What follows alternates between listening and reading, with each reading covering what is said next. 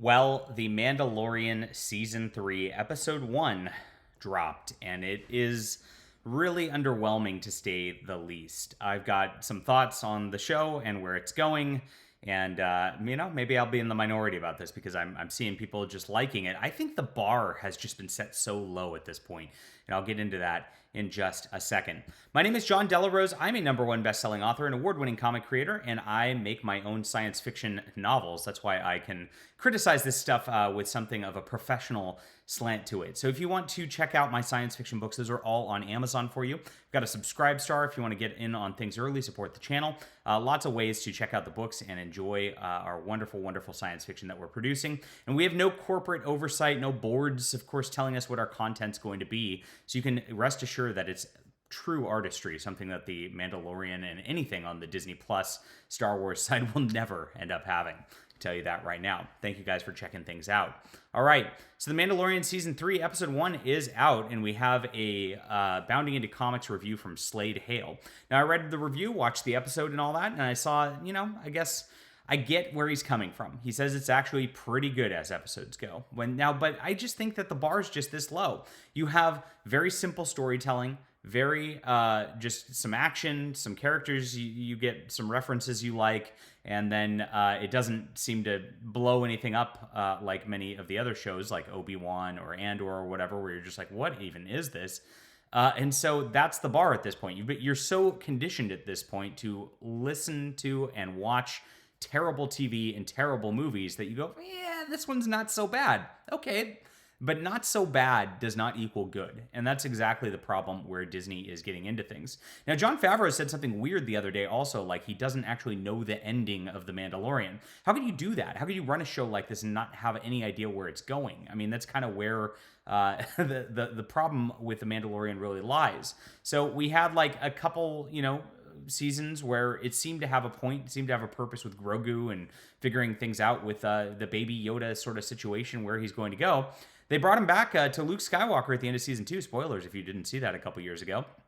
And honestly, that's kind of the end of the storyline. There's nothing there. I mean, you have to start something new at this point. Now, they do start something new. They bring back a familiar character and start this whole arc that looks like they're doing something new with it. But I think they made a huge mistake, mainly in the Book of Boba Fett, which was a big, huge mistake just by itself. But by dedicating 2 episodes to just being the Mandalorian and really not having a ton to do with the Boba Fett show, which was kind of weird, bringing Grogu back and not just having him stay with Luke Skywalker and like learn the Force and become a Jedi and do the thing, I think was a huge mistake. I think you had that huge character development, like you had that satisfying ending in the Baby Yoda character, but they're like, nah, we got to bring him back because we need some marketing, and that's the only marketable character in all of these shows, so let's do that.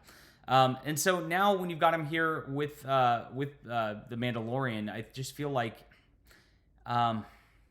it's just like a sad remnant of what it once was. It's like, oh, I guess he could have been a good character that did something. Now he's just going to be not Boba Fett, the Mandalorian's sidekick. And so that's what's happening here. Now, they do this again. Like, we had IG-11, if you remember, die earlier, a horrible death in this series, and had a pretty beautiful character moment. Well, now they're bringing that character back. Like, they're resurrecting the droid rather than just getting a new droid, which doesn't make any sense either. So as you can see, all the emotional payoff moments, they're just bringing them back. It's like a comic book trope. It's like, the Green Goblin dies this issue. Actually, he's back. And that's what they're doing over and over again within the Boba Fett or not the Boba Fett, Mandalorian. Gosh, I don't know why I'm doing that over and over.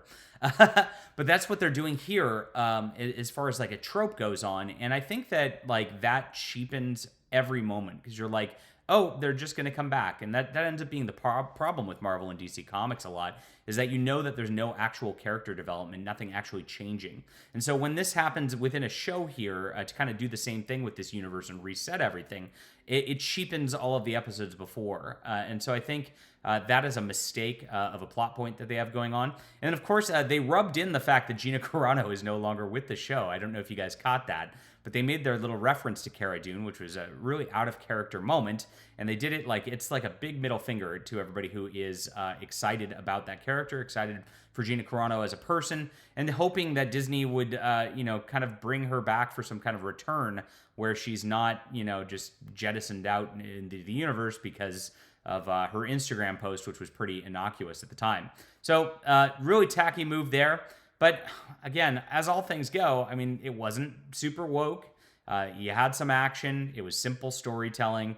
I guess it's okay, right? And that's where the bar is at, unfortunately, at this point for Disney Star Wars. That's my thoughts on the show. Let me know what you think about this. Maybe I'm wrong. Maybe I just am not seeing the grander vision by Jon Favreau here. Let me know in the comments down below. Hit that like and subscribe button. Make sure to check out my science fiction on Amazon. Would appreciate you guys reading the books. Thanks.